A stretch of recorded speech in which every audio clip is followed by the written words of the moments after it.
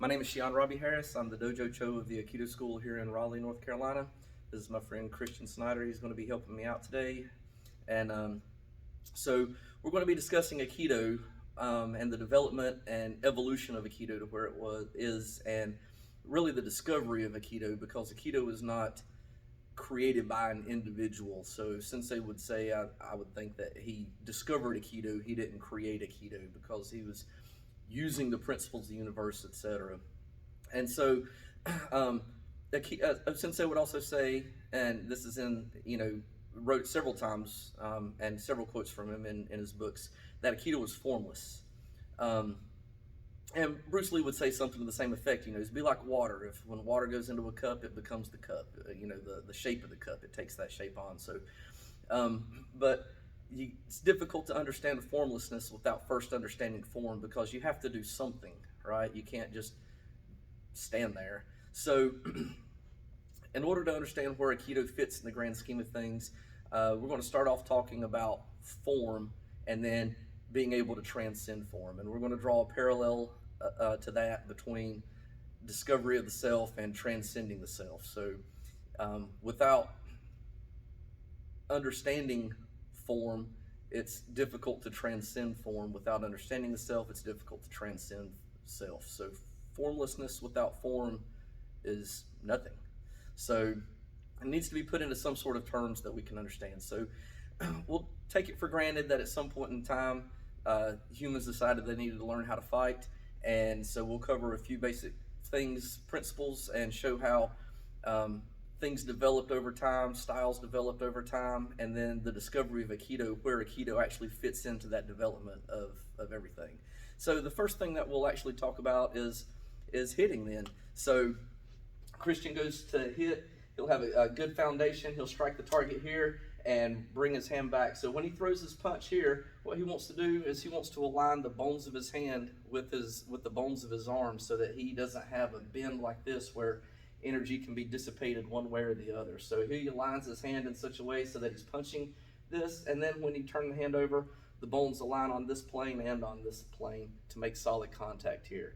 He also has a solid base behind on the back of his foot, so that when he pushes and drives through, he can generate a good bit of force that way. So if you grab a stick and a knife, when you're translating that into a weapon, because you got to imagine that at some point, it didn't take long after somebody figured out how to hit somebody, that they decided how to hit them with a stick.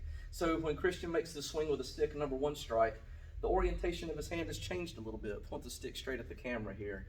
So we're looking at the edge orientation here, how the stick lines up with the wrist instead. So the hand is like this when you're trying to punch with the bones, but then when you hold a weapon, you need to turn that back around so that the weapon itself is what lines up here. If he uses the knife, it's the same thing. When he makes his cut, he still wants that to align with his forearm this way. And this is what we would call edge orientation. And it doesn't matter if he's using a knife or a stick or whatever, he'll hold it in the same position, so that the striking line up the side of the stick or the sword or whatever it is in line with him. And this also allows him to be able to drop his weight and settle and push his weight down into the strike. Okay, so we have multiple kinds of strikes. You can keep your stick. So when Christian throws his number one strike, he can throw that with control. So control would mean that the stick just stayed here. So if we think about the plane of the stick, when he's throwing his shot, he's hitting this target, and then what happens with the stick after that? It can stay here, it can bounce back. As for a recoil, it can cut all the way through, right? So he's taking a singular shot, and he has options here, but he doesn't change his direction with his shot, because his point is to deliver force into one spot. So he wants all of his energy concentrated into this one tip when he makes contact here. So you have a control shot, recoil, and swing through. Now, at some point, I realized that Christian can hit me. So then I become aware that I need to figure out some method of defending myself. So when Christian throws his shot to me, I can post block, have my stick here, and you can just think of the angles of this, right? So if I had two sticks here, he throws the one, yep. When he gets this, we just divide this up into a grid like this, okay? So when my shot hits, I can recoil back off of that. I can cut through that, right? I can post block. I can support block like this. I can V-cut, and I can slice block, right? All of those are variations of the same thing. I'm defending myself, and we're just looking at when these two things meet, what happens to this stick? Does it bounce off? You can just leave your stick out. Does it bounce off? Does it stop? Does it go through? Does it slice down like this? Okay? So those will be our basic blocks. So Christian can swing this, and I can support it block. All right? He can throw a 2. I can post block. He can throw a 3. I can V-cut. He can throw a 4. I can swing all the way through before I make my return shot. So what we're going to look at is just the delineation of angles, right? It doesn't matter when I'm making this cut block here if my stick goes straight through or if it has a slight angle, and I can make this as many different degrees of cut as I want to retrieve this, but you know, at some point it's just too much. So what we'll just look at is the basic 90-degree angles, and everything else we'll just make as an interpretation somewhere along that line, okay? So after learning how to hit and then learning how to block, you want to try to put the two of those things together in some way. So if he throws this 1 and I support block, I might move straight in from here. If I cut through, I might come back underneath, you know, to make a shot. I might cut through and then come back to the arm this way, right? Another option that you have here too is to pass, and we'll get to passing in just a minute. But so we'll take one shot for granted, right? We'll just call it a number 1. Okay, so Christian swings his number 1. Once he swings his number 1, what kind of follow through does he have after that, right? So he can swing his 1 to me here, and he can cut right back up on the, yep, he can do whichever, yep. So he cut down 1 and down 2. So we'll look at this as just being perpendicular cutting. So my first shot comes this way, my second shot will be perpendicular to that. If my first shot is down, my next shot can be across. If my first shot is up, my next shot can be down like that, okay? He can throw 1, 2, 1, 2 like that. He can do swing through the entire time. So then he starts to come up with other variations of that. He can throw a 1 here and then use the 2 to block this when I return back to the other side like that, okay? So, and what again, all we're looking at is a 90-degree secondary strike to the original. If he throws front snap roundhouse, his first shot come up straight up, his next shot comes straight across. So that's another interpretation of being able to just seeing, you know, figure 8, for instance. So then the development of styles happens where you have, you know, somebody that says, okay, well, I'll cut down and then I'll cut down again. And then what does that give me? If I cut down on this side and then I cut down on this side, maybe I have an arm bar, right? If I cut down on this side, maybe my secondary shot just goes straight back to Christian, right? I might evade that and just hit him both times this way, right? Another option, instead of being perpendicular all the time, is to cut back up on the same line. So when he throws the 1 to me here, his cut comes back up diagonally back across this way. It follows the same line that it went in. It doesn't matter if it's this way, if it's straight up and down, if it's side to side like this. All we're looking at is the angle following the exact same line as it comes back. So when Christian throws this to me, I can cut back and forth across like this, right? He can make the same cut, and I can cut back to the hand here. Instead of cutting back to the face, I cut across, and then I cut back across to do my number, well, to do a disarm, right? So it doesn't matter.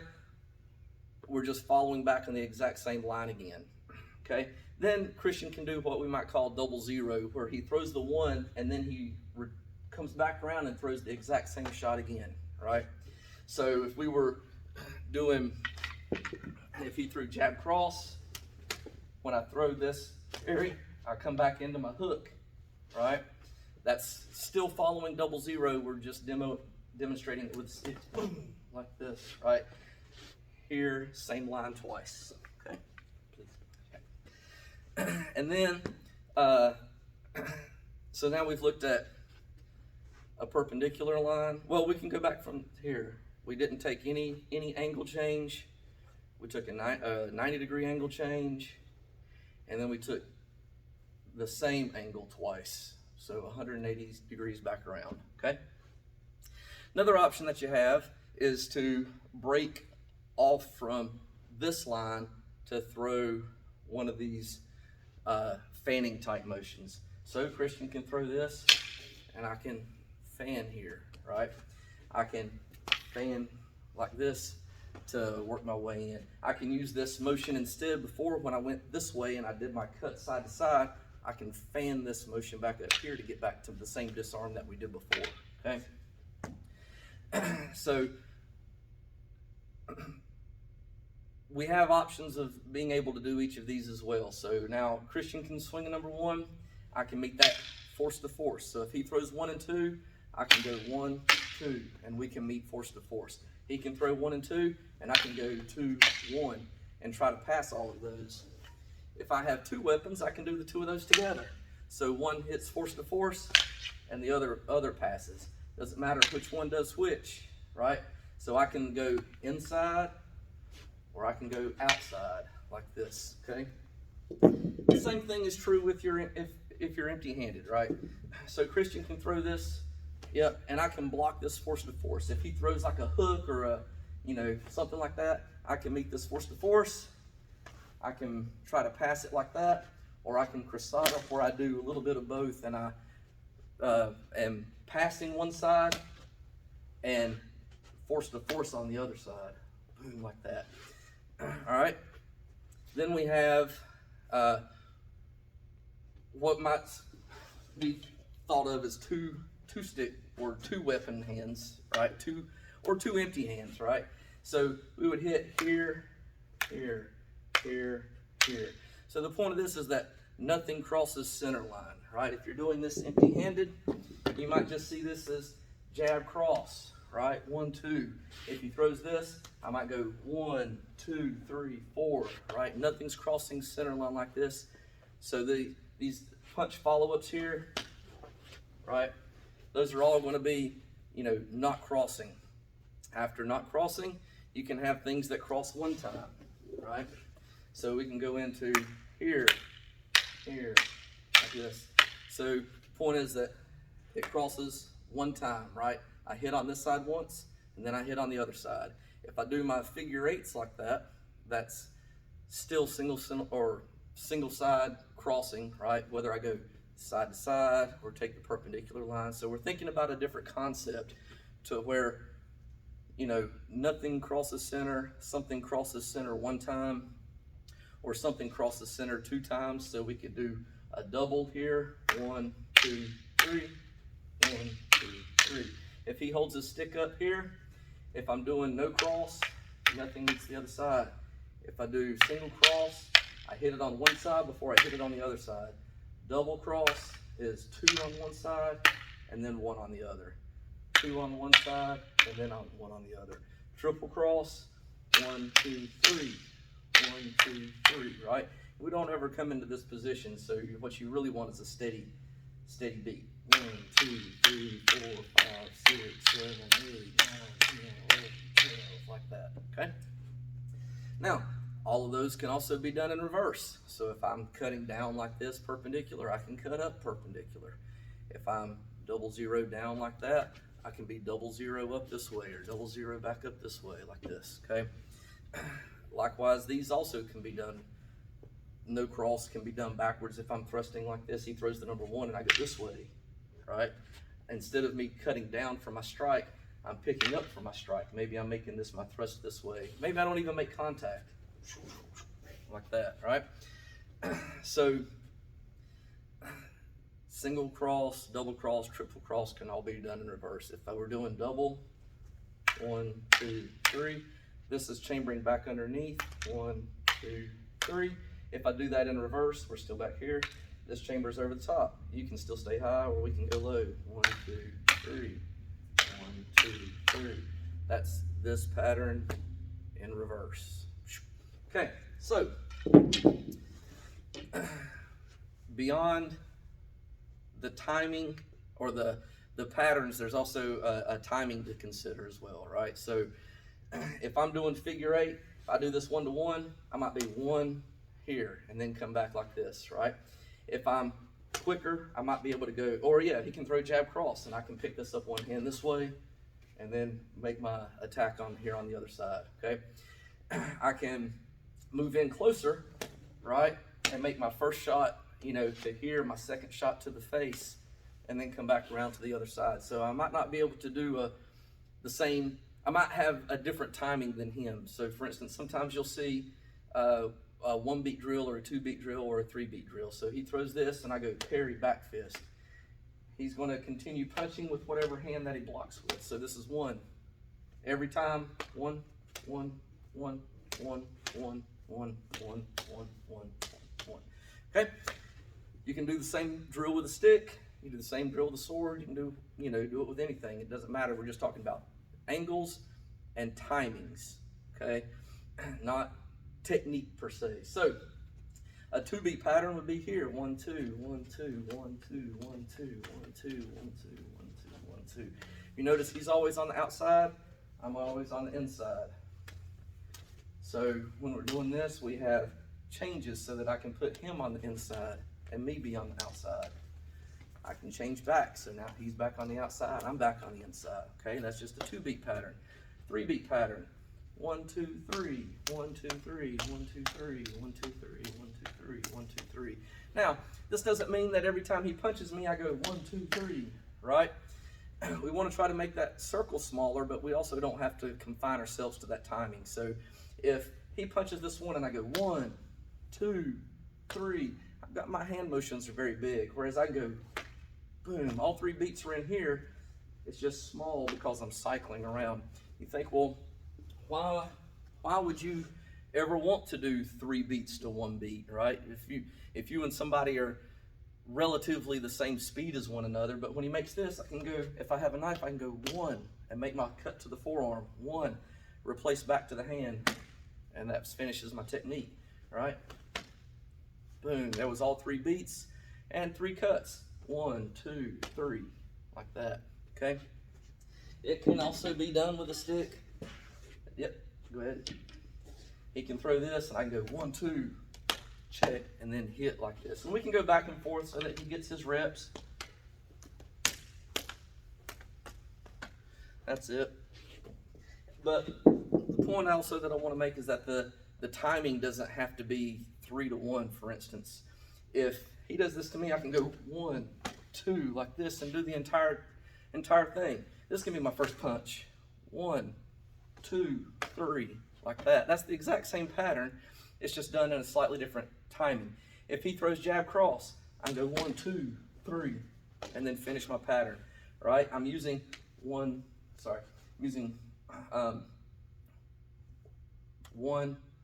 2, 3, check, down like this. But when I'm making my very first pass with this other hand's not doing nothing, right? Same pattern, just a slightly different timing. So you can do that on any of them. So say for instance, we're here and he throws a jab, right? I can use my no cross to come in here and then maybe move into some sort of arm destruction or something like that, right? So this is all form. We're just still talking about ways to perceive form, ways to understand timing, and things like that. So the next thing beyond that is to start looking at some sort of anatomy and biomechanics. So dislocations, things of that nature, right? So when you have the finger only bends backwards, right? Or only bends this way. So backwards, it reaches a point where it comes too far. It also can't go sideways too far. So a joint like this, you'll brace onto the back side of the joint and you'll just try to bend it backwards, right? Or one way or the other. So you'll use this like a lever, the wrist or the finger like a lever, to affect the next joint up. So when I get ready to do my wrist locks, I want the arm bent, okay? So that the hand is like a wrench and I'm using this lever arm to affect the change in him. Same thing if I go back to this direction. I want to use the lever arm of the wrist to make the change in the arm. The elbow is pretty cut and dry. It bends one way, bend it too far the other direction, right? So if the elbow is pointed up like this, down is the brake, up is the brake, sideways is the brake. Whichever direction is opposite the way the elbow is pointing like this. Now when we go to the shoulder, we're going to go back to the same concept that we used for the wrist. So we'll use the forearm here as the leverage to take the shoulder either too far one way or too far the other, okay? You can apply the same thing that you did with the wrist to the ankles. The foot's already bent in this form, so if you want to damage the ankle, for instance, you rotate the foot until it can't go any further. The person can continue to roll, so you need to have some sort of way of bracing them, or you can use the energy from the person in order to be able to keep the extension that you want. But anyway, that's just a very simple rundown of how, joints and wrist locks work, okay? Your disarms actually work the same way. So if Christian throws a number 1 to me, right, I'm using the stick as the lever arm to pry it out of the wrist this way. The same as I use the hand as the lever arm like this, right? So I can do my disarm like this. You can do that disarm like this, right? Just grab it, or whatever, right? It doesn't make any difference really, but it's almost always going to go one way too far or the other way too far. There's an infinite number of disarms you can do by making it go this way too far, right? I can hit here like the one that I showed before. You can twist out this way, right? You can do this. You can do this, right?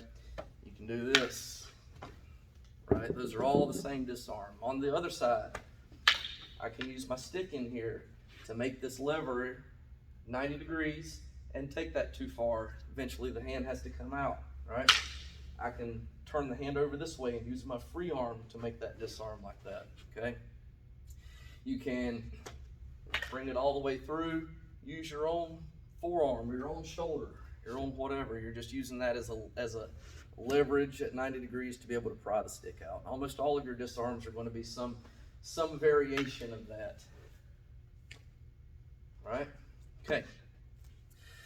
So, next thing that we'll look at is traps, right? So Christian can throw this, and this comes back to the timing and ratio thing. So what I want to do with the trap is create some sort of 2-to-1 exchange, so that his stick is over top of his hand, and I bring him down, and now he doesn't have anything to block with on this side. Same thing here, no hand to block with. Doesn't matter, please. Oh yeah, you can set that over there. Doesn't matter if it's, you can set that down, or keep it, right? Doesn't matter, right? I can do it this way, right? He can block that, and I can still get my trap, my shot, and my disarm, right? He can throw the 2 over here, and I can try to pick that up and scoop it in, and I make my punch. And then when he punches, I'll throw the stick over top. There's 2 hands down, 1 hand up, right? If he hangs on, he winds up into his wrist lock like this, right? So in that instance, I was using the stick to help generate the wrist lock. It doesn't have to be a stick though, right? So he throws this, and we go this way, right? You've seen this lock before. This is still just a 2-to-1. Look, boom, it's still a 2-to-1 trap. Here, if I go this way, if he blocks that, here, boom, there's my 2-to-1 right here. That helps me.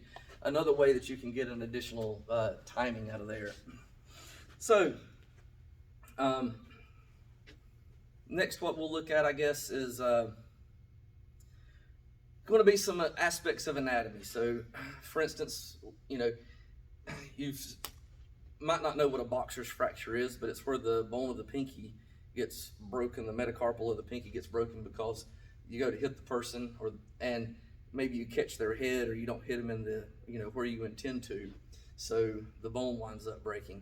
So one concept that you can use to help mitigate that is to try to punch your harder targets with something soft, and your softer targets with something hard. So if he punches this and I want to hit him in the liver, right, I'm going to make a fist to try to hit him in the liver.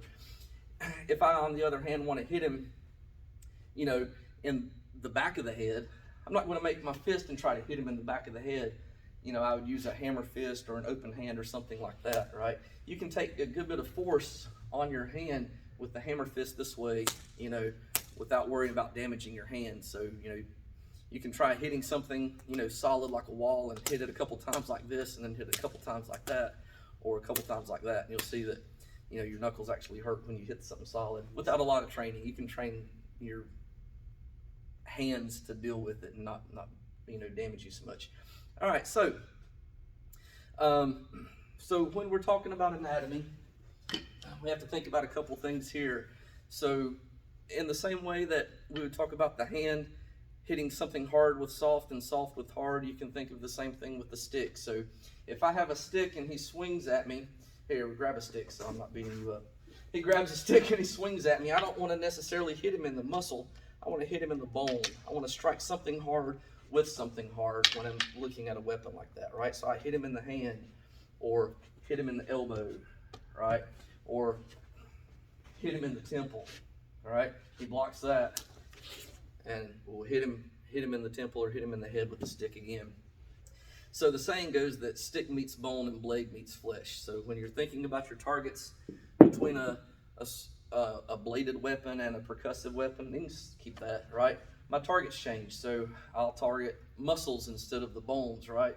I don't want to catch him in the elbow or catch him in the ulna here with my knife, because that's mostly superficial. I'd rather get the flexor tendons of the forearm here, or the tricep or the bicep or something like that, okay? I talk about switches and timers. So when I'm teaching knife, if you cut a muscle or cut a nerve, it has an immediate reaction. If you cut a blood vessel or an airway or something like that, it doesn't have an immediate reaction out of the individual, right? They're not inhibited in any way up until the time that they're no longer conscious or whatever. So anyway, so when we take knife targets, we'll typically talk about muscles and nerves, and we'll try to align those, our switches and timers, together so that you're doing something that has an immediate effect on their ability to be able to hold their knife. If you cut the flexor tendons of the forearm, muscles pull. So the muscles that pull the fingers closed all pull in on the inside of the forearm. You'll see the back of your forearm tighten, but what that does is it prevents the wrist from folding over. So the back of the forearm holds the wrist like this. That way the fingers can come around it to make their grab. So if you cut significantly the flexor tendons of the forearm, the person's not able to close their hand, or at least their grip is diminished. You cut the tricep, they can't extend their arm. You cut the bicep, they can't bend their arm. So when you're looking at bladed weapons versus percussive weapons, or empty hand versus closed fist, targets like that are going to be something that you're going to need to pay attention to. We're not going to go into it too awful much, but we'll also talk about, might as well talk about pressure points. So there's a lot of mysticism that's kind of comes in around pressure points, but you can think of it, very simply, like, if you poke somebody in the eyeball, that hurts a little bit more than poking them in the side of the head, right? If you kick somebody in the groin, it hurts, right? So as a general rule, you're going to look for, soft targets like that, but the other aspect of pressure points is going to be where a nerve crosses over top of a bone, and then there's a gap in between the muscles where they line up like this. So you might have two muscles that run parallel and the nerve that runs across the top or underneath those muscles, but there'll be a space in between the muscles where you can actually use the nerve as a backboard. Use the bone as a backboard to press the nerve in. So, you don't want to, I don't want to concentrate on using, pressure points that are very difficult to get to, but there are certain places where you can hit those, like, behind the ear and under the jaw and on the back of the neck, like you used to do with your friends when you were in school, that sort of thing. So you think about pressure points like that, as opposed to something that is magical, so to speak. That'll help you get a better grasp on, how you would use those. So very seldom do your pressure point becomes your primary method of self-defense, right? It's not like I hit this point, hit this point, hit this point, hit this point, and my friend passes out, right? Maybe, right? I haven't figured that out. But I have figured out that if I go to do an arm bar on Christian and I run along the tricep tendon, it makes the arm want to extend out like this, right? And in the same way that when the doctor hits your knee and it makes you kick like this, right? So even though the arm bar or the arm break or whatever is not done because I'm touching the pressure point, the grinding and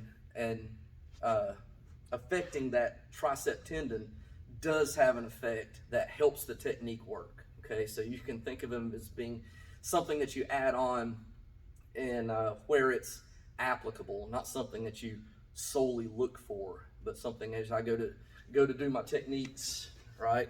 I start thinking, oh, there's a nerve point right here, right? Well, there's a nerve point right here I can use with something in addition to something a little more understandable. Okay. All right. So now we're starting to get into the application of things. So Christian grab the boken, the sword. Yep. All right. So what we'll start here with is we're looking at angles. Okay. So when Christian throws his number one shot to me, right, he's cutting down on this angle, trying to cut all the way through me. Okay. So as he makes this cut, the cut is coming in on this angle. So let me back up just a second. If I'm sitting here, let me borrow that, please. If I'm a baseball player and I'm sitting here and the pitcher throws the ball to me, I'll try to move perpendicular, right? Batter tries to move perpendicular to the pitch, okay? Once they've realized that the pitch is too fast for them to be able to completely dodge, you'll start to see them trying to turn away from it and absorb it a little bit, okay?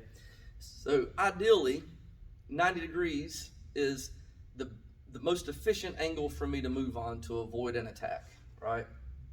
So when Christian throws a straight down shot, 90 degrees might be exactly where I need to go. I might just step straight sideways, right? Straight sideways. If the angle is coming in like this for a yoke-mangiti, right? Let's turn this way. You can see the angle's coming in like this. So where does 90 degrees to that? 90 degrees to this angle is this way. It's moving in on this plane. 90 degrees turns this way. So the most efficient angle for me to move on is going to be this one. I'd like to match my body to the angle so that I don't have to get any more out of it than is necessary. But I also want to change my elevation, right? It's not enough for me to just go here, right? I move my entire body perpendicular to that angle, like this. Doesn't matter, what weapon that I have. So in a lot of martial arts, and in Aikido, Kempo is one of the primary, one of the 6 pillars of training. And to me, the reason why weapons training is important even to understand empty hand is because it magnifies the angles that you're looking for, right? So if Christian throws, let me have this, please. Good job. If Christian throws a cross, right, this 90-degree angle is still the angle that I want to take, right? But it's difficult to see that necessarily. If he has a bottle or a knife in his hand and he's trying to slash my throat, boom, like this 90-degree angle is still the easiest way for me to move to get completely out of the way, right? Is to try to move back on an angle perpendicular to the one that he is striking on, okay? All right, so that's our most efficient angle, but that's not the only angle that you see. Let me give you that again. So we can set this down in this format like this. These sticks, let's back up a little bit. Right? So when I transpose this 3-dimensional angle here onto the floor, my perpendicular line runs this way. That translates into this 45-degree line like this, okay? So perpendicular angle coming in like this has me going that way. This is the footwork. My feet are in 2-dimensional, but I can change my elevation to get around that strike, okay? That's what I would do if, not necessarily, but that's what you could do if you were at a 1-to-1 ratio in timing with the other individual, right? So say he's a little bit faster than me. I want to buy myself some time to move away from that. So this example is like the batter that's trying to get out of the way, but he knows that he doesn't have time to go perpendicular. So he absorbs and moves with it. This is where your Han-Tai-Tang-Kan and Aikido comes from, okay?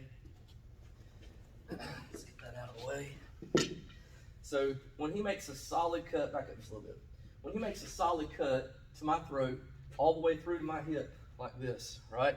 When he makes that cut, at this point, his sword is angling down and away, and I'm straight ahead like this. So in this, if you look like this, we have a triangle here that goes up from my foot, straight across to my sword, and then he's moving in at this angle. So I can still reach him from here, but he's not able to reach me from there. Right? Again, boom, like this, okay? Like this. It doesn't matter if I have one hand or two hands. All I'm doing is I'm taking an angle that causes this hypotenuse of the triangle that allows me to be able to still reach my target, okay? Those are your back two 90-degree angles. So if I go this way, we'll call this 0, right? If I go this way, we'll call this 90. If I go in, we'll call that 180. Okay? So, all right, so then say he makes this, say I don't have a weapon, and he makes this strike, and I move 90 degrees. I might be out of range to be able to touch him, okay? The more I move back and away like this, the farther he is from me. So then what you start to do is you start to take this 90-degree angle that we're talking about, and you cut it to be less and less and less and less so that you're closer to the person, right? Let me set that down for me. So if he makes jab cross, right, I start to cut that angle. Instead of being perpendicular to the shot here, I try to slip in a little bit so that I'm close enough to deliver my counter strikes this way, okay? And so then that's why you have this angle range continuum. If I move here, right, I'm able to still reach him. He's not able to reach me with his right hand, his dominant hand. Back up just a little bit for me, right? And so the angle that you take starts to depend on your ability to be able to perceive the thread in real time, okay? So if I'm super slow compared to him, I'll try to take this angle. If I'm even enough, I might take this angle, right? If I'm fast, I might try to take that angle and move in a little bit closer to the inside. So you wind up with this continuum where there's no set response necessarily. It's your interpretation of which angle it is that would be ideal, okay? So that is form, right? So all of that is me looking logically at angles and ranges and timings and things like that, and trying to see, trying to determine, how I'm going to make one of those things fit in. And so I talked a little bit about the development of styles. So my first shot comes down like this. Everybody has a one shot, all right, a number one. But then my follow-up might determine, right, the style that I'm using. But that's not really the way that most of people think about styles. So what you'll see a lot of times with styles is something like this, right? He throws this jab cross, and I make my block this way, right? Just leave your hand out here. Now, let's scoot just a little bit closer. It doesn't matter if I block like this, or if I block like this, or if I block like this, or if I block like this, or any of that, right? So some of those things you'll start to say, well, this is the proper way to block, or this is the proper way to block, or this is the proper way to block, right? Or whatever. What is the difference? What is the difference? Right? This is the point that matters, right? This is the thing that matters, right? The thing that matters is that I'm not on this line, right? You see that? So then you can take these things, these angles, these timings, these drills, and create a martial art out of there. Pick and choose whatever you want. And so a lot of times what will happen is an instructor will see certain things and they'll be very good at those things, and they'll pass those things on to the students, and the students attempt to replicate those things over time. And if no one is making new developments, then nobody can always remember everything their teacher taught them, right? So it is up to the individual to try to develop an understanding overall, of everything, and then develop some sort of strategy that uses that. And then some folks will be tall and skinny, right? I'm short and fat. So the things that work for me and the things that work for other people aren't going to necessarily mesh, right? Got a student who's 6'9".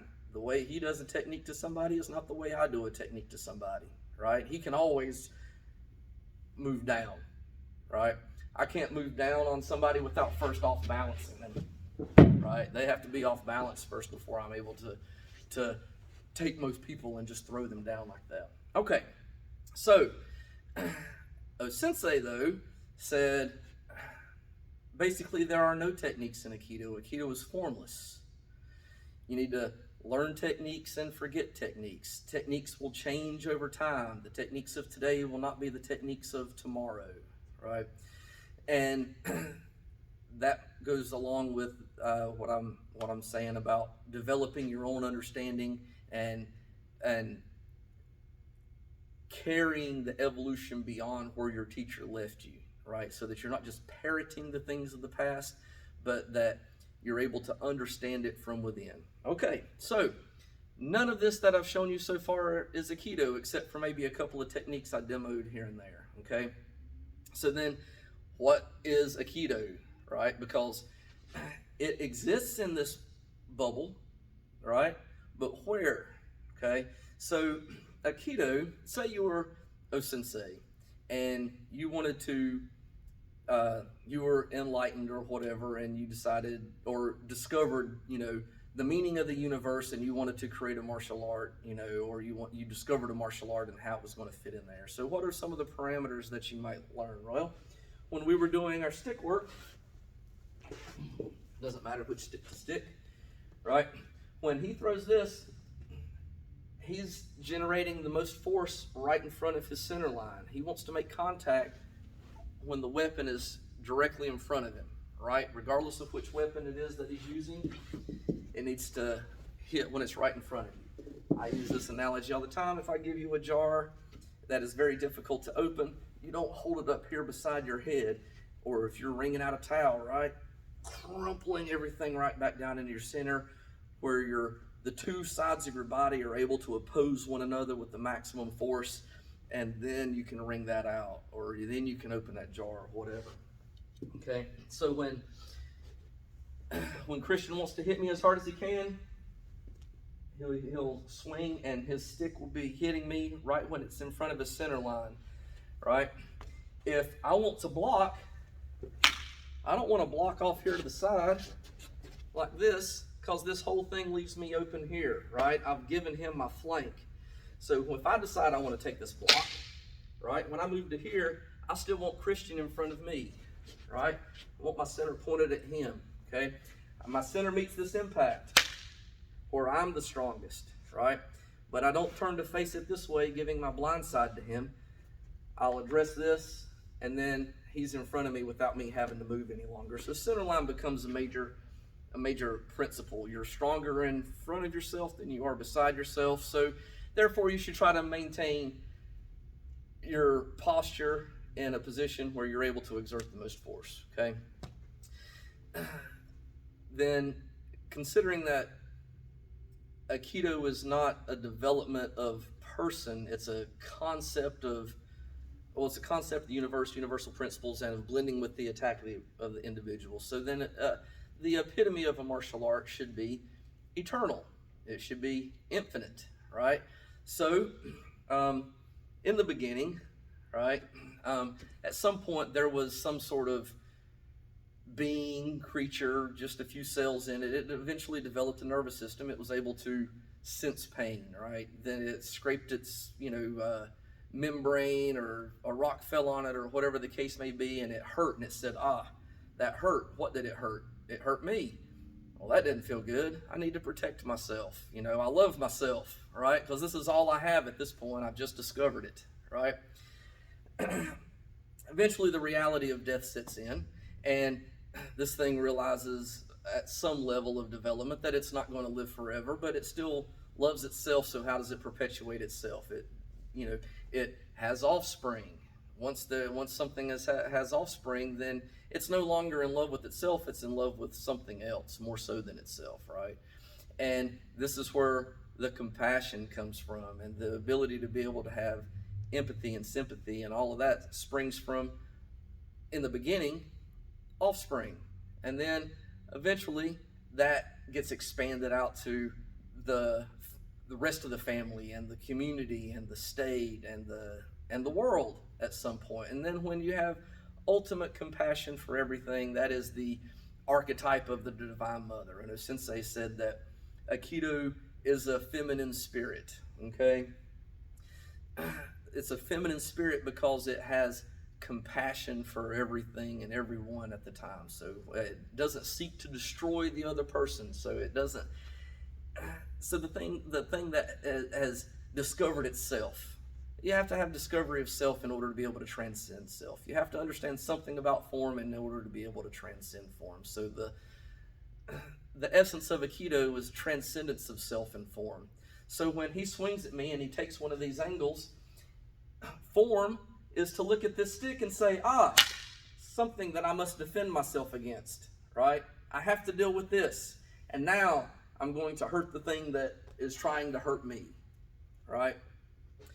Formlessness looks at the totality of the situation. So when Christian swings me here, the formlessness can move here, right? Formlessness is not concerned with protecting itself from this, right? It's concerned with the totality of events, right? It doesn't conform to a set principle, such as when this happens, this is what my response is, right? The idea here is that ultimately in Aikido is that you want to cultivate a change and understanding within the individual that is misguided, so that they don't see the compassion and maybe the force of love, etc. in this situation, right? So at a moment when they're attacking you, if you're concerned about them and you being separate entities, as opposed to what can you do really to direct this person along the path of the universe, along the path of the Tao, or along with the principles of God, right? So that they can see this change within. So then that stems from compassion. So now we have a martial art and then, as long as there's a mother in the world, there is going to be compassion. So that is an eternal concept, in the same kind of way that, you might hear of the god of war. Well, humans are born and die, but war seems to live on beyond the lifespan of a person. So then it has a more long-term, life from that perspective, okay? But love is going to be the first thing that exists, either the love of self or love of others or love of all others, okay? As long as there's like I said, a mother in the world, or as long as there's a creature who has an ability to be able to realize that, it's alive, there's going to be love for something, okay? So then, like I said, Aikido is formless. So by looking at the totality of events, Christian swings at me as hard as he can. Boom, right? This is the totality of where he is going, right? So how do I take this aggression, and redirect it into something that will help him to maybe make a change within his own mind, right? I can't do that by beating him up, because then he's just going to hate me, right? So I want to demonstrate power and compassion at the same time, and hopefully, bring about the change in him that we're looking to see. Some evil guy are you? All right. So next thing about the epitome of a martial art is that it should be irresistible. It's like Miyagi said, Mr. Miyagi, when done right, no can defend, right? So what happens here, or a way you can think about this, is it needs to be irresistible but not resisting, okay? There should always be some sort of paradox or dichotomy here. So Christian stands here, and we get like this. He can pull me, right? And if we back up a little bit so that they can see our feet, come over here. Whichever one of us is pulling the strongest is going to be the one that wins this thing, right? So whoever is going to be stronger when we're on equal terms here. If he doesn't move his feet, and I do this to him, right? Now when he pulls me, what happens? He comes forward, and I'm not standing here balanced and centered like I was before. He's just off balance, so he has no base from which to pull on, right? It's like if I wanted to pick Christian up, I couldn't pick him up like this. I would have to get my feet under him to lift. So those two concepts of balance and irresistibility are going to go hand in hand, right? The compassion and everything, it all fits in together in the way that, sometimes you will find a very popular and articulate and passionate pastor who was a former alcoholic. They, dug themselves into the gutter so far that there was nowhere down left to go, and they look up and they can see the light at the end of the tunnel, and then in an instant their life has changed, and they have, reason or purpose or understanding or whatever the case may be. And through stress and hardship comes growth and development, right? If the grapes and the vineyard don't get enough storms, during the season, the vintners will go out and they'll, they're what they call stressing the vines, and they'll break limbs off and things like that to make the limbs strong. I read this, I don't know how true it is, but it made perfect sense to me, but I believe it to be true, that this biodome that they created, these scientists created, and they wanted an entire ecosystem inside, and they built everything, and it was all growing and flourishing, but the trees began falling over. They couldn't figure out why the trees were falling over, and it's because the wind never blew on them, right? So they never developed the strength that they needed in order to be able to sustain themselves. It's the same reason you don't open up a butterfly cocoon, right? The stress of going through the situation causes the development, okay? So what I want to do is I want to extend him to show him the end of the path that he is on, but do it in such a way that it doesn't hurt him and allows him to be able to continue or hopefully think about it or make some sort of realization. So as Christian punches me here, looking at the totality of everything, like I was saying before, I know that this is a good place for me to be, but he may still be centered from there. So I extend him just beyond that balance point, and then I make my cut, right? So in Aikido, it also wants to be incredibly efficient. We talked about center, we talked about, the premise of eternity and love and formlessness and selflessness, right? So Sensei said that, in Aikido we train the spirit, right? The spirit and then the heart, right? So the spirit is what allows me to no longer say, oh crap, this is coming for my face, I must deal with this, right? Spirit is what allows you to not be concerned about yourself, not be concerned about the attack, to be concerned about the individual, right? What you see in totality, right?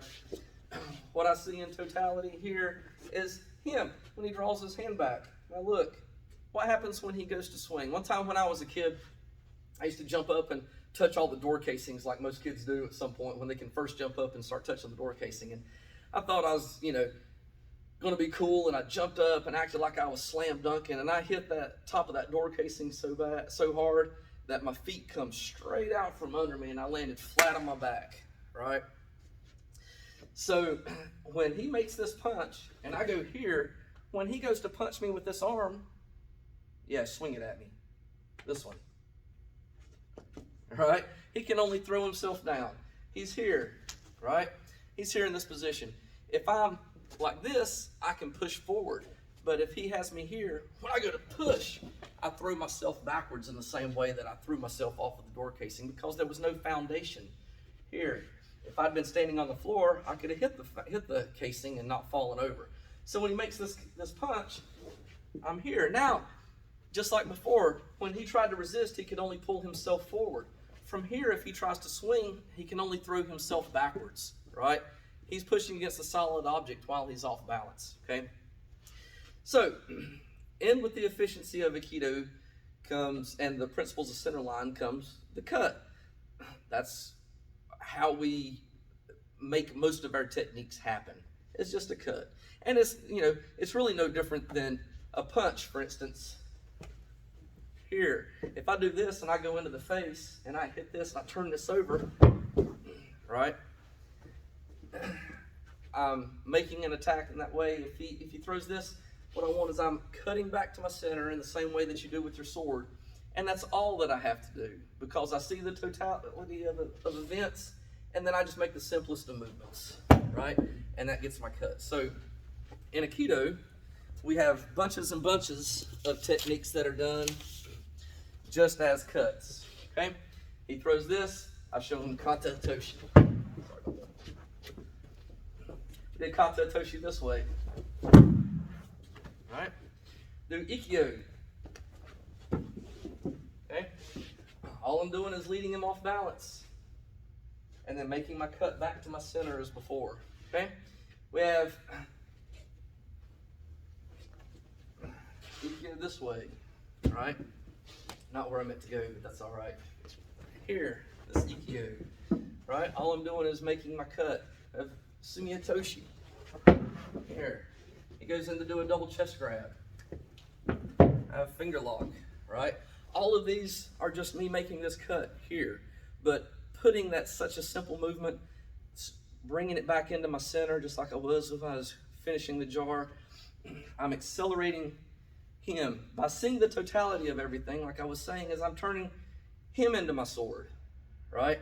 So instead of me dealing sword to sword or weapon to weapon, when I make this movement, I want to extend him and I'm making my cut and his head is the tip of the sword. Like this. And because the tip moves faster than the handle and because I'm turning this over, you're throwing the person down to the floor. Okay? So those are a few techniques that we do just off of cuts. We can do, this is still a cut as well, here, right? All I did is I just made a big cut, right, like this. This is my cut, right here on the thumb, like this. Just a small cut like that. Now, we started off with form. We did cuts or strikes as the first thing. And then what happened after that? We started talking about the development of styles, so a cut has a follow-up. If I cut this way, I can cut perpendicular to that. Again, if I were doing this with some sort of form, 1, 2, 3, like that, right? Or 1, 2, 3, this way, like that. In Aikido, we're going to do this to the individual. So when he does this, I'm cutting down this way, and then I'm cutting back perpendicular to that. But rather than having my hand move over here and move over here, I'm going to keep my hands in front of my center the entire time, and I'm going to turn Christian into my sword. So when I make this here, I'm grabbing my sword, drawing a little Sabama Gaishi is nothing but figure 8. I open this up, keeping him off balance, and then I make my cut, right? So my hand is doing this very close to my center line, but the angle is imparted by the movement of the body, like that, okay? All right, so that's an example of figure 8. You can do double zero like we talked about. But again, I'm doing double zero to Christian, not to the attack. If he threw jab cross, boom, this is these two circles here, right? Right? If I do this to Christian, I'm doing a kaikunage, right? I'm taking my first circle and extending him forward and beyond, right? If he stays here and I just pivot him off of his circle, he doesn't go anywhere. I want to pivot him off of his hip. So I extend his circle beyond his sphere of strength, as the sensei would say. Here, now when I make my cut, I follow this circle, right? It's difficult for him to resist because he's off balance like this. So when I cut this first part down, the head comes down, right? Let's turn this way. Then I can turn in and I finish my double zero like that. So double zero happens to the individual in the totality of things. Okay, so we also we talked about this fanning type motion. Where might we see that? Let's see, grab that Joe. Right, Christian goes to hit me with the Joe or thrust, and I flip it over.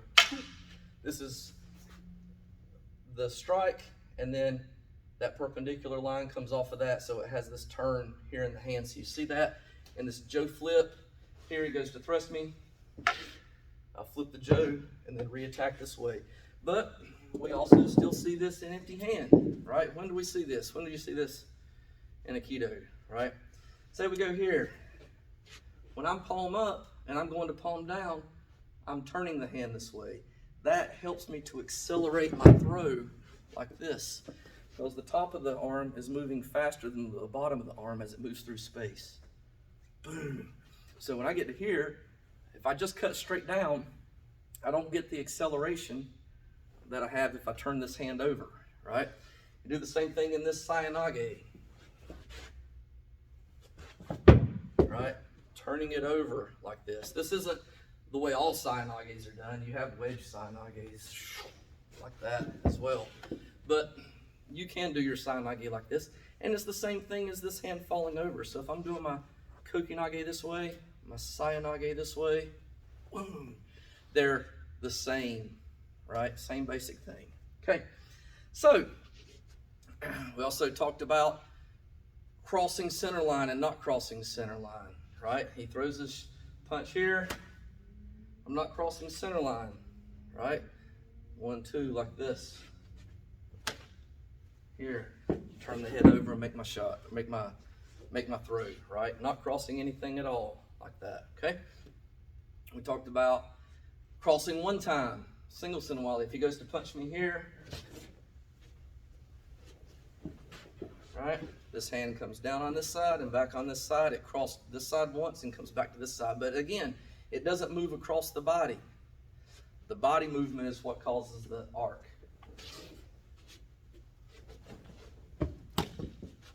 All right? All right. Here. That's the same movement again, right? Coming down to here. This is actually reverse cross. I said you could do all of them in reverse like this.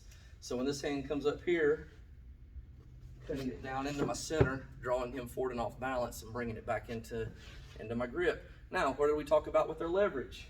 90 degrees, 90 degrees, right? I want to have as long of a lever arm as I can. And I've got a pretty good grip on the hand here. You can turn it this way if you like.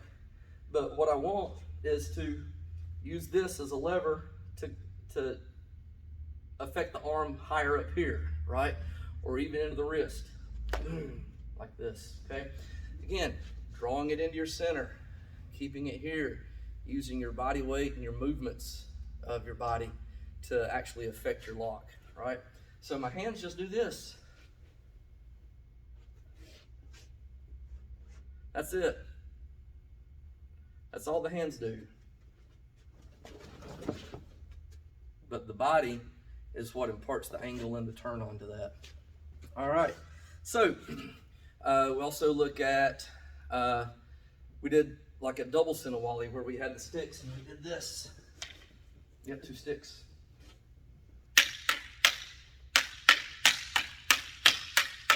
Right?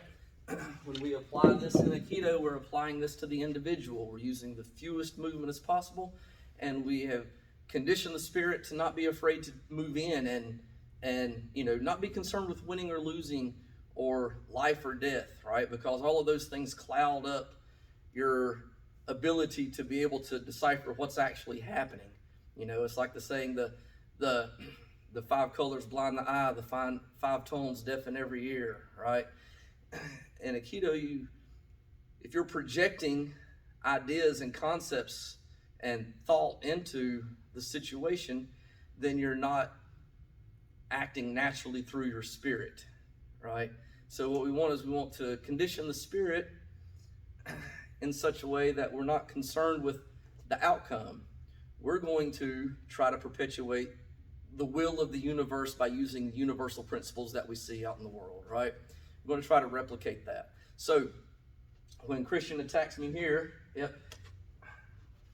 and I go over the top and I do my kokunage, that's just the first piece of this 3-piece set, right? Or this 6-pattern drill, right? 1, 2, 3, 4, 5, 6. I'm just going 1, right? 1, like that. So 1, 2, right? What's this? Any idea? Just one interpretation. It could be bunches of stuff, right? It could be this, right? Boom. It's the exact same movement, right? So what we're looking at here is what makes something Aikido, right? Because we're doing all of these things in other styles, in other arts. But then I'll turn around and I'll say, well, Aikido wasn't created, Aikido was discovered, right? So that matters, okay? If you think about that, right? That matters. That's not based on human understanding and logic and reason, right? It's because it's not concerned with the self, it's not concerned with form, it's infinite. Anything can happen, right? It's constantly under change, and it's dependent upon the other person. So Sensei says when someone swings at you, it shows that they're out of control. Yeah, punch me. Right? He doesn't have to follow through, but more times than not, if somebody's trying to shut your mouth, they will hit you as hard as they can. Right? And if he goes to hit me and I block this, I give him something to move off of, right? Now we're still sitting here fighting in the middle. If he goes to hit me again, and I just let that happen, right? Let that happen and see what is needed just to accelerate it beyond the point of him being able to be stable and balanced, right? Once this happens, this is irresistible. If he bends his arm, he just goes faster around the circle because he's forward and off balance this way, right? So there's no way for him to be able to counter that once you've captured the balance. If, on the other hand, I do this, well, he can counter this. He's got fast feet. He's going to kick me. He's going to punch me. He's going to move in on me. He's going to grab one of those knives and go to work, right? Okay, so what I'm trying to show here is that, in order to understand form, right, you need to have some sort of geometric understanding of angles.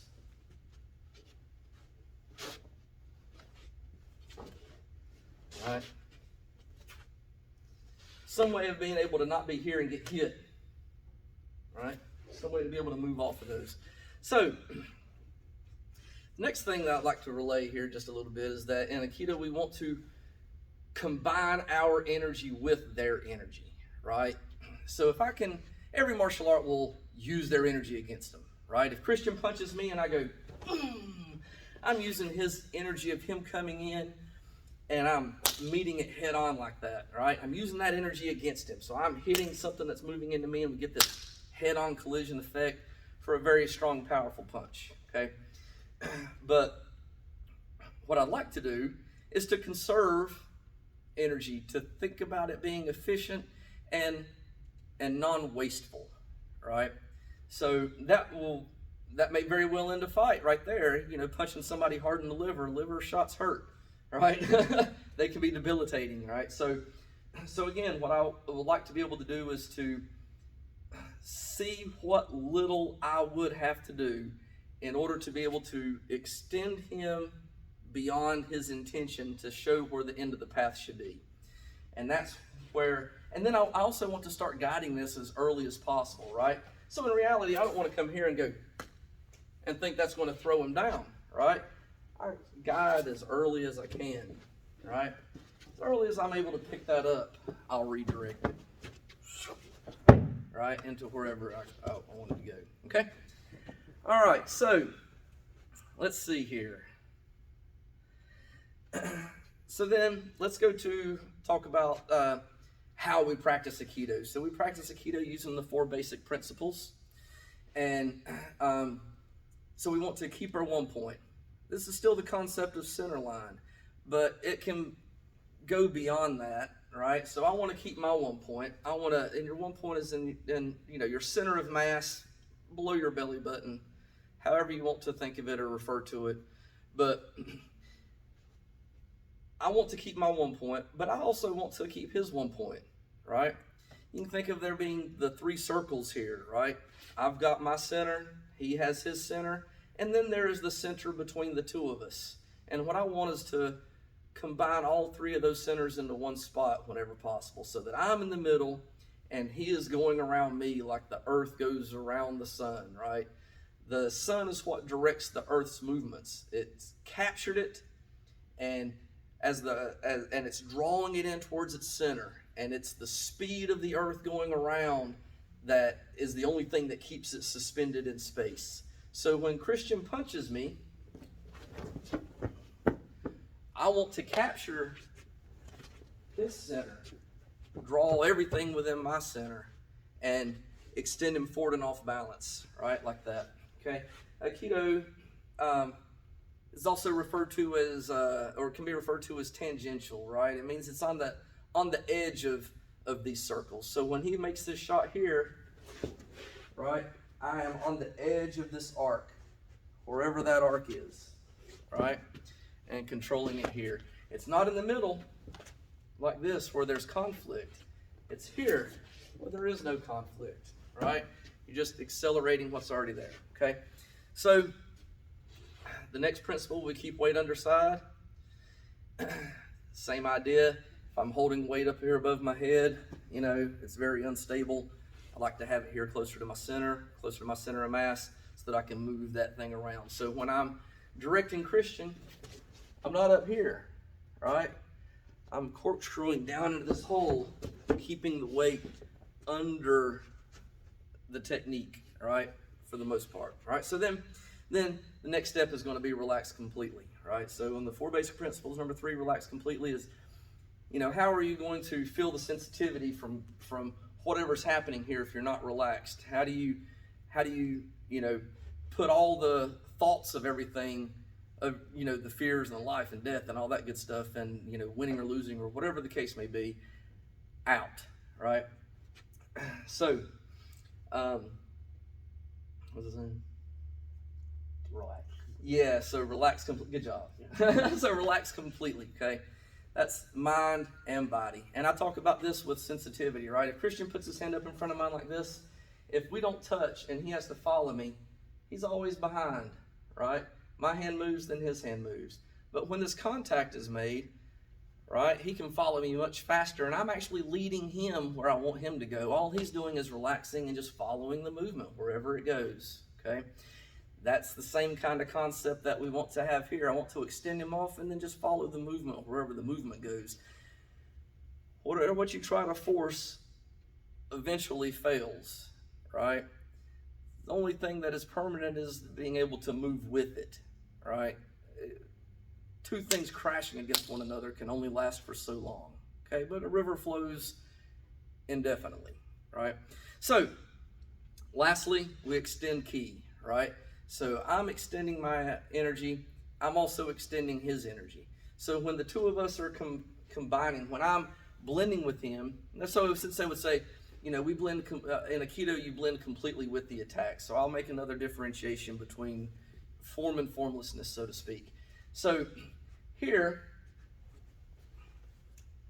I'm redirecting that, right? You see that? he makes his punch, and I'm picking it up, and I'm pushing it off to the other side or whatever. If he makes a strike like this, I can pass that through, okay?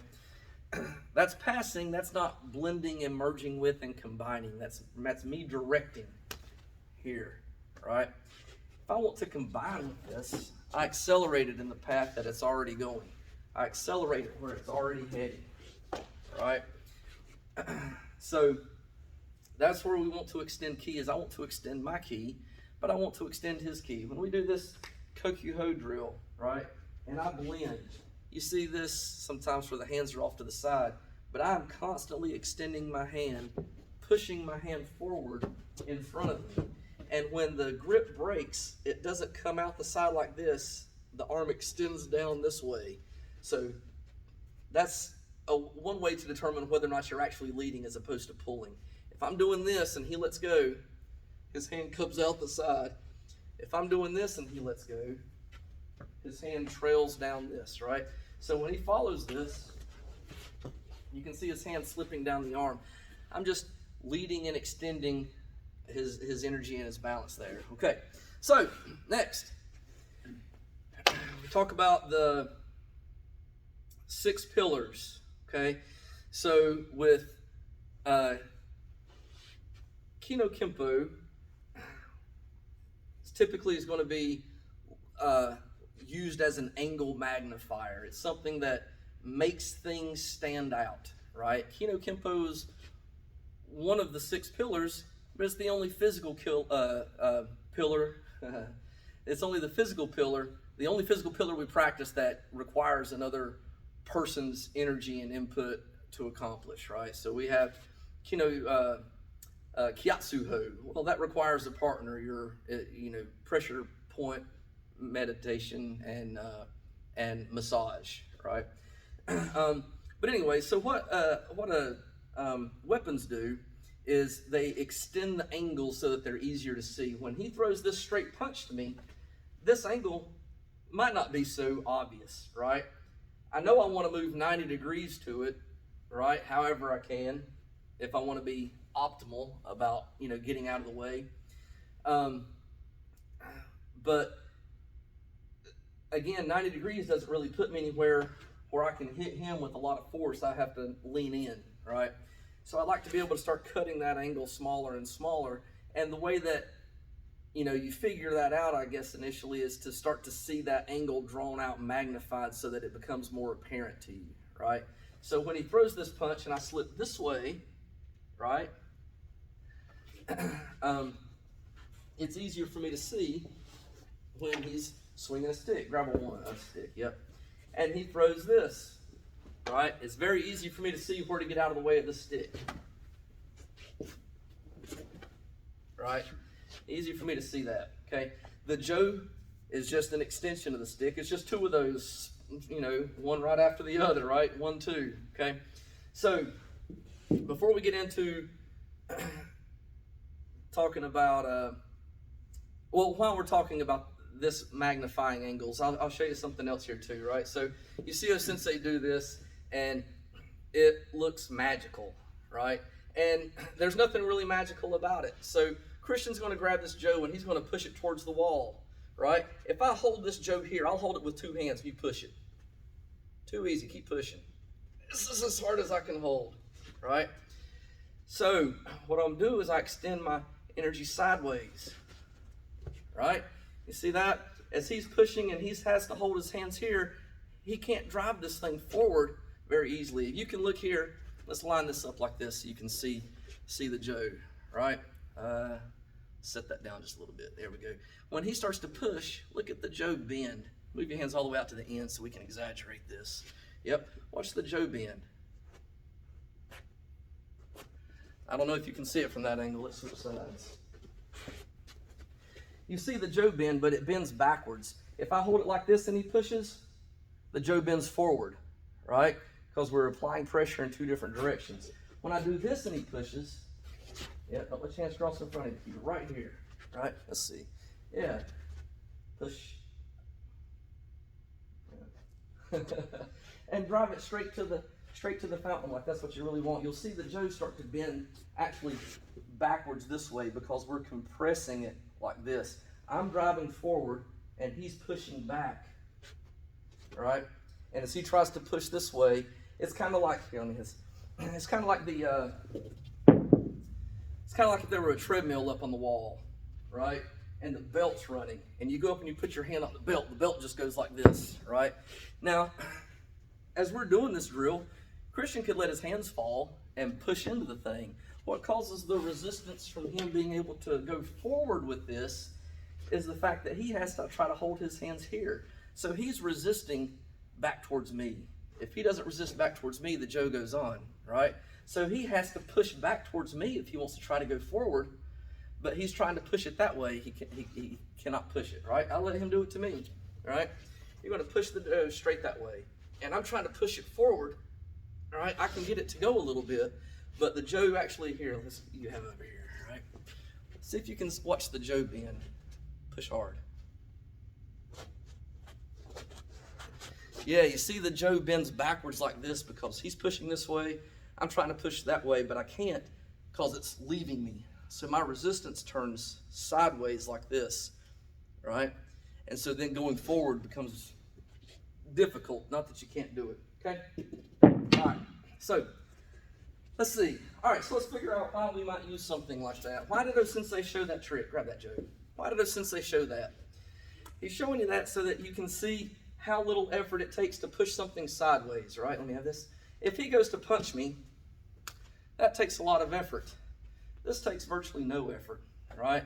I can do this with one finger and push that off to the side, although I don't recommend that. Use your hands, right? So say we're here, right? And he's going to stab me right in my solar plexus. Boom, right? And he's going to go forward like that. We've done this. When he goes forward to me, I have created this wedge here. Turn this way just a little bit. I'm just creating a wedge, and I'm pushing him this way. He's coming forward. I'm directing his Joe to the other side. Now you apply your principles of center line. So if he goes here, he can get the center line, but I only have to move his staff that far before it's completely gone, right? The further I am to the end, the further this has to go. But keeping that right in my center, that wedge pushes the tip off to the side as it goes along like this. So what I'm doing is when he makes this thrust, I'm just following this line, just like a regular thrust, like that. But this wedge and this angle of me going in pushes his staff off to the side like that. All right, here we go. Thrust. Yep, you can move in too. Boom, you see that? Just a slight deflection this way is all it needs. And it only has to go a quarter, not even a quarter of my body, right? It's in the halfway spot. If I can move it half of that with my Joe and then move the other half of that with my body, right? I don't even have to move that much because I can angle my body and take up less space than moving it straight perpendicular like that. And the angle of the Joe, just hold your staff right there, right? The angle of the Joe pushes that off. The further up the Joe it slides, the more it affects the tip, even though it stays in the same spot, right? So the purpose of doing this, when him pushing it, right? You can see what happens when I let the pressure off, right? Push hard. Right? You see, as soon as that pressure comes off, he has to make that bobble. It's because he's actually giving resistance here. Right? Okay? All right, so first thing that we'll look at is just this thrust. We'll have you do this thrust a few times, have one partner go, and then the other partner go. So I'll go, I'll thrust at him. That's it. Now, this is great. All right, let's turn this way. Do it again. See how his staff is pushing this off to the other side? Right? What you want is you want to be able to go straight into your target, right? If since you draw the circle with the point in the middle of it, it's one specific point of focus, right? In the same way that you keep your 1 point, you keep your 1 point physically, but you keep your 1 point mentally and spiritually anyway, as well, right? Mentally, I want to have one point of focus. My focus might be the totality of events in the single spot within there where, or not the single spot, but one of many spots where, I have plenty of control. But also spiritually, the single point of focus is to guide this individual who is on a path that may not be optimal for themselves, right? We'll just put it like that, right? So I'll go to thrust them again, and you can use your hand in a support block. So remember when we did this earlier, right? We did a support block with the stick.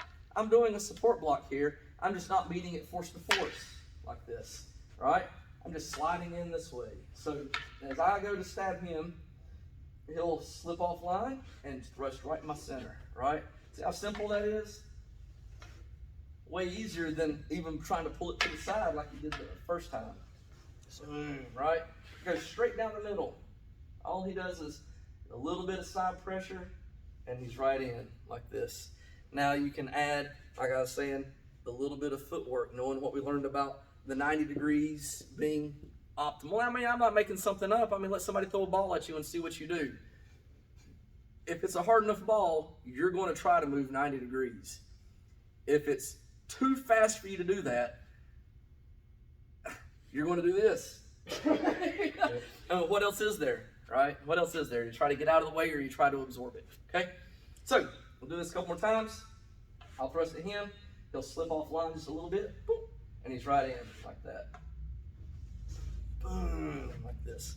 Okay, you can do the same thing on your strike. So grab the boken. He goes to swing a 12 or a Shogun, right? And yep, and you can just cut into your center here. You don't have to take it all the way to the floor. That doesn't matter though, right? So he goes to make the same cut. He's going to cut right down the center of my head, right down the center of my body. Back up just a little bit. All right, do it again. See that? All I'm doing is creating the same wedge, the same angle that we did when we were doing this thrusting. Like this, I'm just doing it all in the air. Boom. And let's turn this way. Like that. One more angle like this. Boom. Like that. I'm going straight to my singular point of focus, and I'm using just the tiniest bit of sideways deflection, but I'm not sideways deflecting this way. Sideways deflecting with the body, right?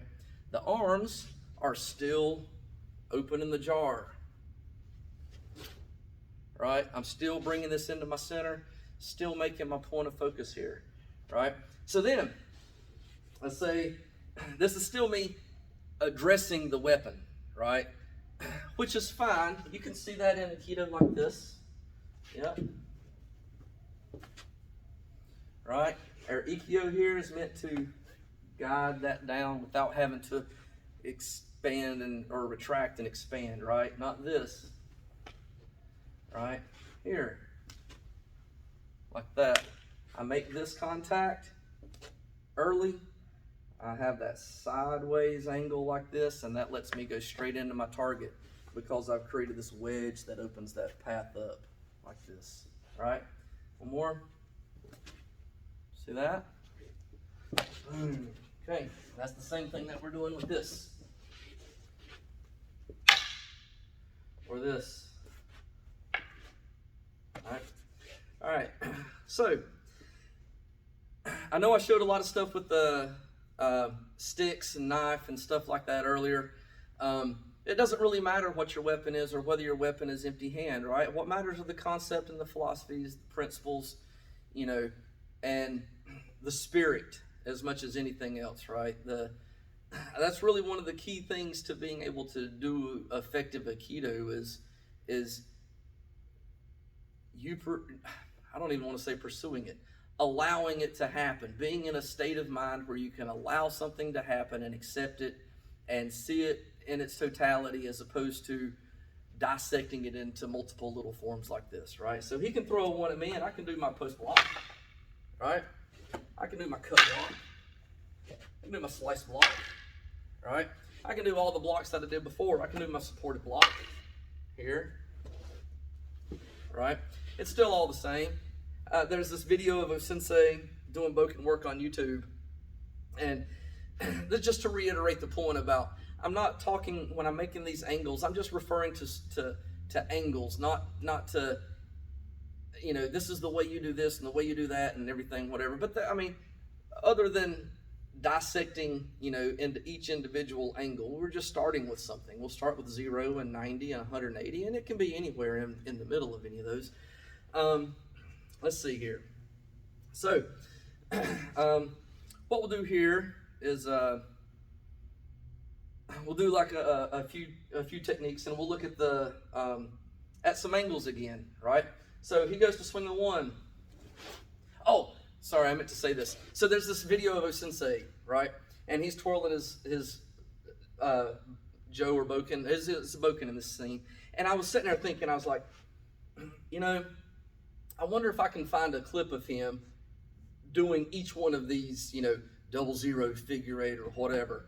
And I happened upon this one scene, and he goes, cut, cut, circle, side to side. I was like, well, good grief. Right there in 2 seconds, he did all of those. He cut up, cut down on this perpendicular angle, cut back on the perpendicular angle, did a 000, and then side to side. Now he's doing that as he's turning, right? But the point is that you have to do something, and all this is just a way to be able to interpret it and put some sort of definition on it. And ultimately, the goal is to transcend those definitions in the same way that, you know, there has to be realization of the self in order to transcend the self. There has to be understanding of the form in order to transcend the form. I mean, I get it's possible to I don't know if it's possible to transcend it without knowing it, because I only know it. You know, I don't remember not knowing it and thinking, oh, I've transcended this already, right? You don't climb a mountain until there's a mountain. Then there's something for you to overcome, okay? All right, so, yep. All right, so then let's take a look at these angles, right, that we were talking about before. We were talking about 0, 90, 180. Now, the shortest distance between 2 points is going to be a straight line. So when Christian comes here, the easiest thing for me to do is to just move straight towards him. He goes to swing a Chauvin, right? And I move forward and offline, right? Yeah, give me a good big cut. Whoa, right? That's the easiest thing to do. It's just to move in on a straight line like that, right? So let's look at these angles, and we'll start with 0. When he throws this, and I move on this 45-degree line back this way, this is what we call Hantai Tenkan, and it's taking advantage of this right triangle that's created between my foot, my weapon, and then his stick or his weapon or his empty hand, it doesn't matter, which becomes the hypotenuse of the angle, of the triangle, like that, right? I'm easily within reach of him. Okay, let's turn this way. I'm easily within reach of him, but I'm out of reach of him, right? I can reach him, but he can't reach me. It's not that he can't touch me with his sword. It's just that he's making this motion. So when he follows through on that motion, it has an end result. There's the end result. So if I go to here, I don't have to worry about that, right? I can take my perpendicular line and go this way. Here, this is the end result, but look at this, wide open, like that. So I take my perpendicular line here, right? Bang, moving that way, right? He makes the same swing, and I go straight through like this, right? Going straight to my target, because when he makes this swing, back up just a little bit. When he makes this swing, this is the dangerous spot, right? So if I'm concerned, I might try to block, or might try to cut his hands and deal with them this way, right? But I might also just move through and not be concerned with any of that.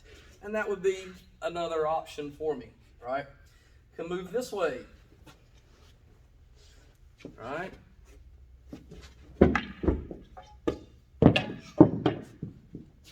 Okay?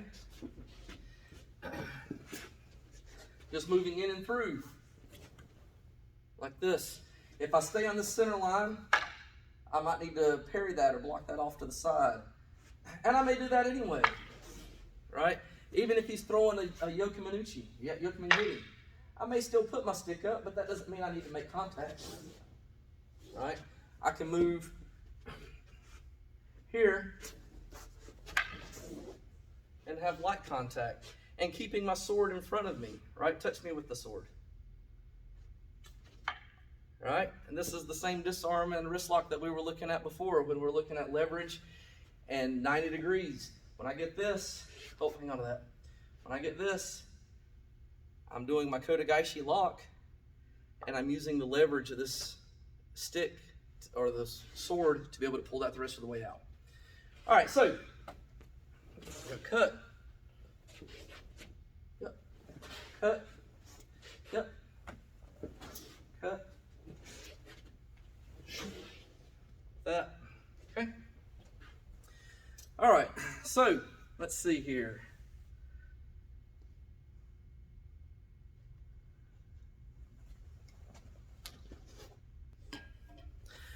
All right, so as I was saying, Aikido is formless, and it's not rigid in any particular thing, right? It allows for whatever. It's conceptual. It is the epitome of a technique. So I often say that Aikido is not a collection of techniques, right? I don't look at Aikido as an Ikkyo, Nikkyo, Sankyo, Shihunage, Kodagaishi, Iriminage, whatever. It is a way to perform any given technique. So if Christian grabs me here, right? This is a very common wrist lock that you see in lots of martial arts, right?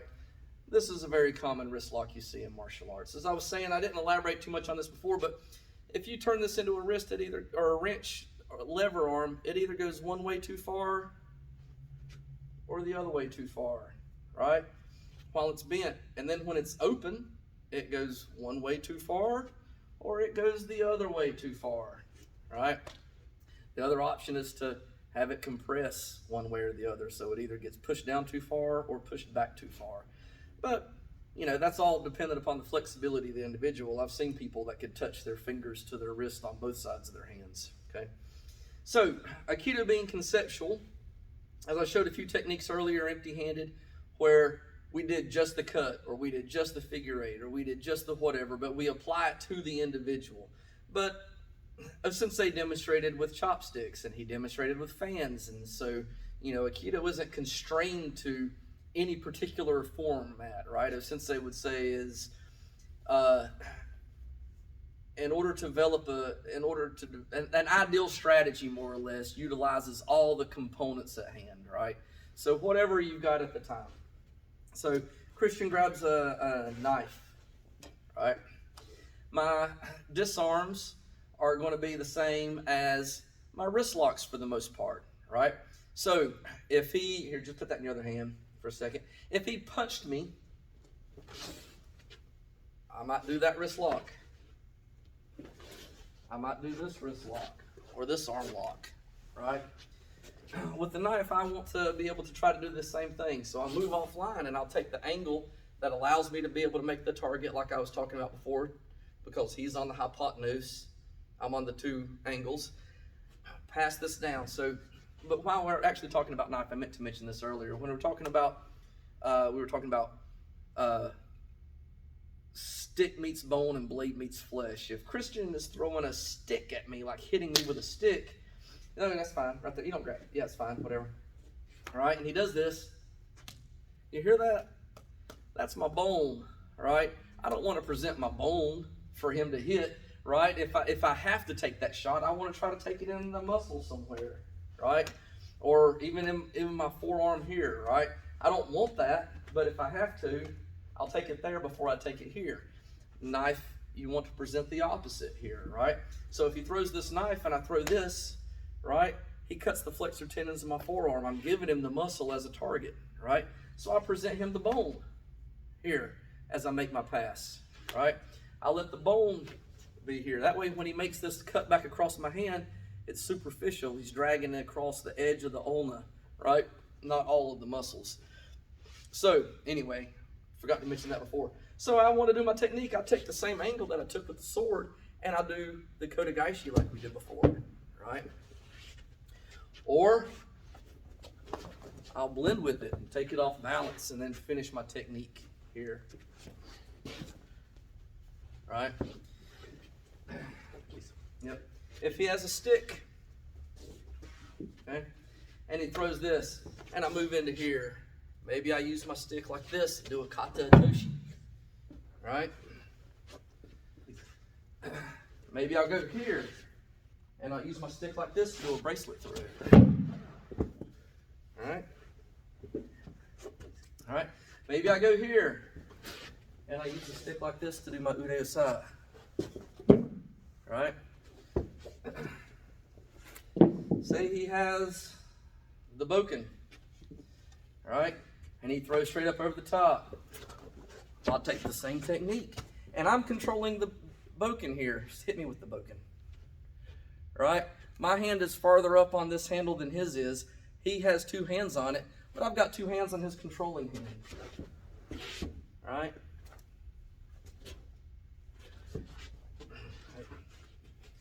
Say he swings like this. I'll take advantage of this hypotenuse. Remember, I don't want to just come to here, yep, and try to reach for this. Remember what we did in the empty hand? Let me have this, please.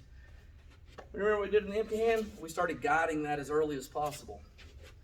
So I want to guide that as early as possible. Let's turn a little bit. So once I'm here, I want to redirect the sword in between us. This is no good for me. Redirect the sword in between us. And then I'll finish my technique. Like that. Alright. Say he has a machete. Alright. When I do this and I pick this up, I can use the sword in place of my hand to make my ikkyo happen. Alright. And go here. Here. Right? Or underneath. Or here. And do our under ikkyo, right? All that was just this technique. They just had the disarm in front of it first. Right? Like that. Say I have my scarf for the winter time or my towel at the gym, right? Here's my 00. Okay? Here's my figure 8. Right? And again, I'm demonstrating Aikido at this point. I'm not demonstrating figure 8. Right? Figure 8 is form. Okay? I'm demonstrating that Aikido doesn't care about what weapon I have in my hand. Right? Right? It's just a matter of being able to apply the principles of Aikido, right? So he throws this, I go here like before, and I do my throw. I just let my scarf come in underneath. Just make a small adaptation. It's this technique here. You don't have to make an adaptation, right? But if I want to realize that, well, I've got a physical condition in hand that might change things, when I go to here, when I go to finish this technique, I just let my left hand move across. All right? And then I've got my trap. I can go here, and we'll go into our Kaitanage. My hand has still got the scarf, and I'm using that to push his arm across. Right? Instead of being here, using my hand this way, which you still could, just because you have something in your hand doesn't mean you can't do that, right? But I've already got this here, right? So I just use the scarf and it catches everything as it moves across over there, okay? So the point is that there's not a set technique. There's not a set form. Keto techniques are going to be like spontaneous development of something, right? And what we our goal is to be able to apply the physical principles of the universe, the eternal things that we recognize in the world that we at least believe to be our good, such as love and compassion and kindness and being an instructor for others. I don't mean teaching in the dojo, but I mean somebody attacks you on the street. What is your one point that you're keeping at that moment in time? Is your one point to beat them up?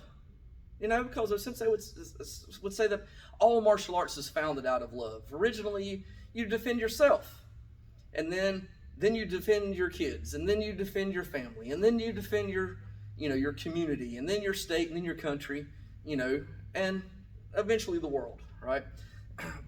So, anyway, I think that's pretty much what I wanted to cover. Yeah. All right. So, thank you very much. And thank you very much.